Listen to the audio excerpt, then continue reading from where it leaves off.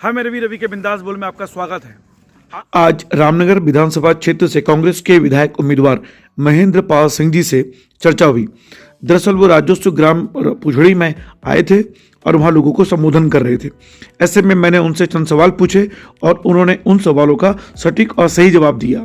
दरअसल कुछ दिनों पहले जब उनके ऑफिस में मैं गया था तो एक सवाल पर लोग भड़क गए थे उनके आसपास।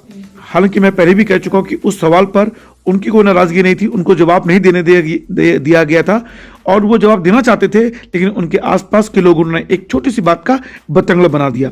लेकिन आज उनसे बहुत अच्छी चर्चा हुई, उनसे बातें हुई, लेकिन उनसे मैं उनका पूरा इंटरव्यू नहीं ले पाया हूं। मैं बहुत जल्द पूरा इंटरव्यू उनसे लूंगा और आपके सामने उनके विचार रखूंगा। फिलहाल 2-4 क्वेश्चन उनसे मैंने पूछे। एक सवाल जो अक्सर रामनगर के लोग पूछते हैं उनसे कि क्या रामनगर में वो रहेंगे। दरअसल लोगों की चर्चा है कि एक ऐसा विधायक जो अगर पैराशूट उम्मीदवार है कांग्रेस की ओर से, जो नैनीताल में रहता है, रामनगर में हमारी समस्या कैसे सुनेगा। तो मैंने उनसे पूछा था कि लोगों को ये भ्रम है कि आप रामनगर में नहीं रहेंगे, तो उन्होंने क्या जवाब दिया उससे आप सुनिए। लेकिन तथ्य है बहुत मृदुभाषी, एजुकेटेड और बहुत मासूम से नेता है महेंद्र पाल सिंह जी। सुनिए उन्हें।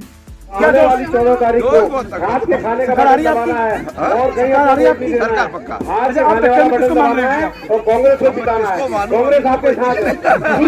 अच्छा एक सवाल और है, लोगों में ये भ्रम है कि आज जब आप दी जाएंगे तो हम नैनीताल चले जाएंगे, रामनगर में कैसे? कमिश्नर नैनीताल होता है, डीएम नैनीताल होता है, सारे काम तो ज्यादा वही से तो आते हैं। वो प्रोजेक्ट जो कमर्शियल की बात करते हैं वो ऐसी बात कर रहे हैं। अरे यार अगर कहाँ का लिए जा रहा हूँ, देहरादून के लिए, सीधे देहरादून का रास्ता कहाँ से पड़ता है? रामनगर जा ही नहीं सकता बिगर रामनगर के, ये बुनियादी बात। तो क्या रामनगर में घर बनाएंगे अपना आप? तो बना लेंगे रामनगर के। रामनगर तो घर ही है हमारे, रही रहे 24 के। कितनी सीट लाने की उम्मीद कर रहे हैं कांग्रेस? कांग्रेस सरकार बनाएगी, कंफर्टेबल सरकार बनाएगी। अब कितनी तो बड़े नेताओं ने की होगी, मैं तो इतना ही बता सकता हूँ कि कंफर्टेबल मेजोरिटी सरकार कांग्रेस बनाई। अच्छा सर, एक चीज करनी थी, आप मृदुभाषी है, मिलनसार है, इतने एजुकेटेड पर्सन है, लेकिन कांग्रेस आपके उस व्यक्तित्व को आगे नहीं रख पा रही है, ऐसा क्या कारण है?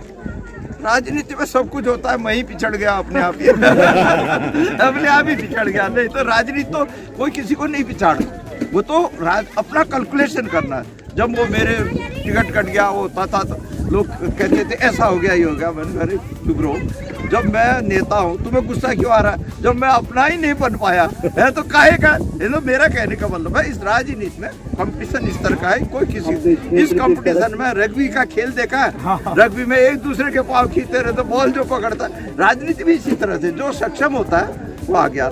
इतने दिन बाद मैंने खींचा तानी करके आपके मध्य खड़ा हूँ, आगे हूँ। देखिए इतने शानदार व्यक्तित्व के धनी महेंद्र पाल सिंह आज बात हो पाई है। फुर्सत में एक बात करूंगा और आपके सामने उनका पूरा इंटरव्यू पेश करूंगा। फिलहाल आपको जीत की शुभकामनाएं सर। धन्यवाद, आभार सब।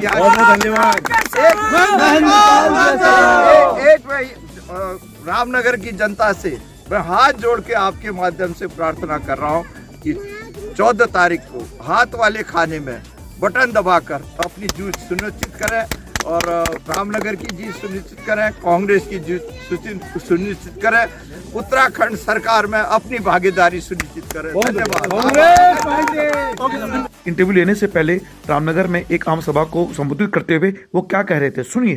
के खेल मैदान में उपस्थित समस्त जनता जनार्दन, भाइयों और देवियों, पत्रकार बंधुओं, हमारे साथ वरिष्ठ सहयोगी गण, सभी जगह से अधिवक्ता भी आए हैं, छात्र यूनियन वाले भी आए हैं, सुप्रीम कोर्ट के भी वकील लगे हुए हैं पूरे एरिया में, हाई कोर्ट के भी, डिस्ट्रिक्ट कोर्ट के भी सारे लोग, इसी तरह से सब लोग, कॉलेज के जितने यूनियन के लोग थे सब लगे हुए हैं। मैं उन सब का नाम लिए बगैर उनका संबोधन कर रहा हूँ।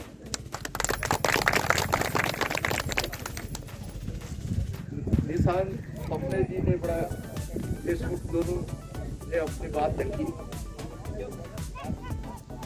मैं उनके समर्थन के साथ साथ रमेश आर्या जी जो संचालन कर रहे थे, जिन्होंने बड़े बड़े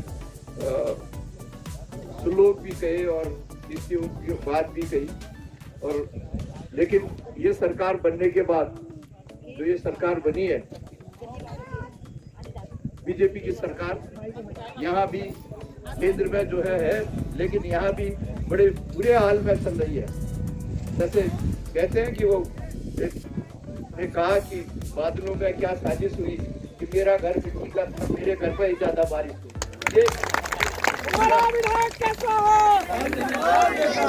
ये बड़े साजिश वाले लोग हैं, इन्होंने जो साजिश की, जाते जाते भी कैसी आपदा आई उत्तराखंड के अंदर है? इस नैनीताल जिले में बहुत से लोग कहते हैं अंदर बाहर इधर उधर, इस नैनीताल जिले में हमने गिनती की 30 लोगों की मृत्यु हुई है और उत्तराखंड के अंदर 7,000 करोड़ से ज्यादा का नुकसान हुआ। भरपाई के लिए जीरो, किसी तरह का भी कोई काम नहीं किया। ये मैं इशारा करना चाहता हूँ आपको, ये इस तरह की जालिम सरकार है।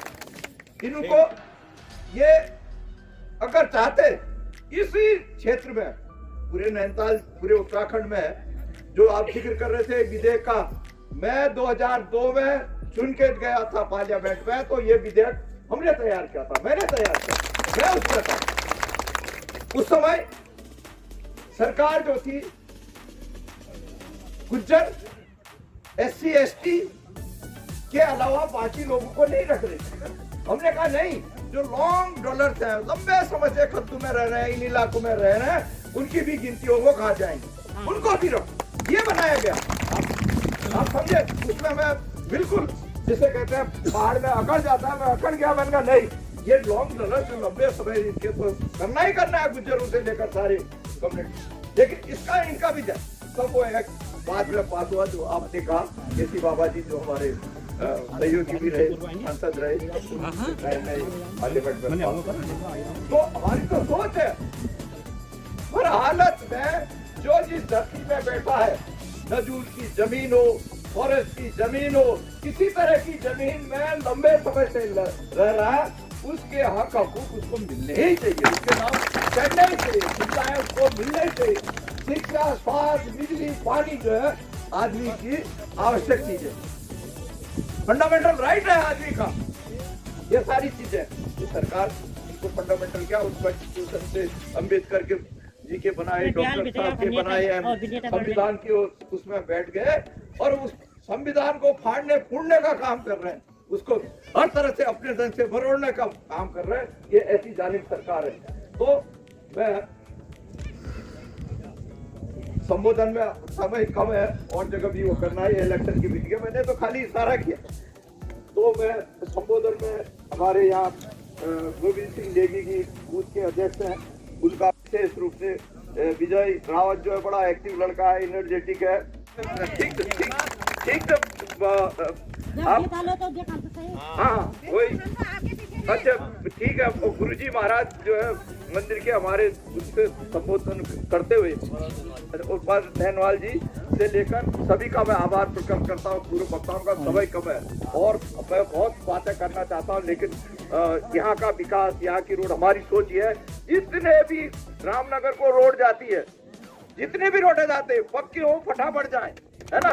मॉर्निंग वॉक में भी आप रामनगर पहुंच जाए, इवनिंग वॉक में भी आ जा सके, अच्छी रोड, खड्डे होंगे तो वहीं लुढ़क पड़ेंगे, कहा जाएगी, तो सारे जुड़ेंगे सोच। इसी तरह से यहाँ एक मैनेजमेंट का वो था, उसने खोला था, बंजर पड़ा है, जिससे बच्चे सीखते कैसे मैनेजमेंट करना है, क्या करना है करके, इंटर हाई स्कूल वाले लड़के सीखते। कोई स्कूल को कॉलेज भी बंद है। ये स्टेडियम का जिक्र करते, कोई स्टेडियम नहीं है। स्टेडियम रामनगर एजुकेशन का सेंटर बनाया हमने। चौहान जी के टाइम में हाई स्कूल तक के बोर्ड का एग्जाम यहाँ होता है, ये रामनगर में। हाँ, मैं खुद उस समय MP था, तो मैं ये कह रहा हूँ कि इतनी बड़ी जगह न शिक्षा न कोई एक डिग्री कॉलेज। जब मैं अध्यक्ष था यूनिवर्सिटी का, कुमार यूनिवर्सिटी का, तो उसके बाद लड़ झगड़ के यहाँ आसिफ लड़का हुआ करता था, वो BA पढ़ता था, तो उसने रखा था रामनगर में डिग्री कॉलेज, सब लड़ झगड़ के डिग्री कॉलेज बना। मैं ये कहना चाहता हूँ कि जो विकास, जो सोच कांग्रेस के लोगों में, छात्र जीवन से जो ये रावत सोच सकता है, ये लोग सोच सकते हैं, वो BJP वाले नहीं सोच सकते, उनके नवयुवक भी नहीं सोच सकते कि मैं ज्यादा न कह के जमीन का झगड़ा असेंबली में लड़ूं। हर तरह से कोर्ट से, कचहरी से,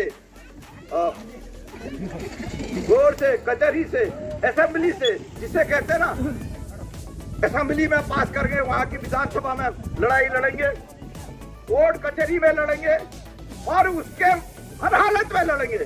और उसके बाद एक और होता है, अगर नहीं मानेंगे तो ठोका पीटी से काम कराएंगे। ये इस सभा के माध्यम से कहना चाहता हूं। हर हालत में तो आपके जो इस इलाके में अधिकारी हैं, कोई भी किसी तरह से जंगल वाला हो, पुलिस वाला हो, थानेदार हो, एसडीएम हो, ये जितने भी अधिकारी हैं जो जनता की सेवा इस इलाके में नहीं करेगा, कोई इस इलाके में रह ही नहीं सकता। ये इस सभा के माध्यम से कहना। राजस्व ग्राम सड़क का तो जिक्र किया ही हमने, तो उसको बनाएंगे। सड़क तो जल्दी बन जाएगी जिसमें गड्ढे हैं। हमारी सरकार आई 10 तारीख के तुम दिन सुन लोगे कि कांग्रेस सरकार आई तो इस गांव की, इस पिछड़ी गांव की ये रोड जो पुछड़ है इसको बना दिया जाएगा। ये रोड उसकी पुछड़ जो है बिल्कुल ठीक ठाक करे है ना, उसकी ठीक है। धन्यवाद, आभार। बहुत कुछ कहने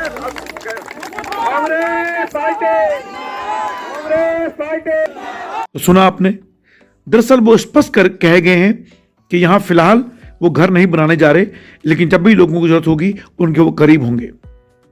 और चर्चा और सवाल आपके पास हो तो प्लीज मुझे बताएं।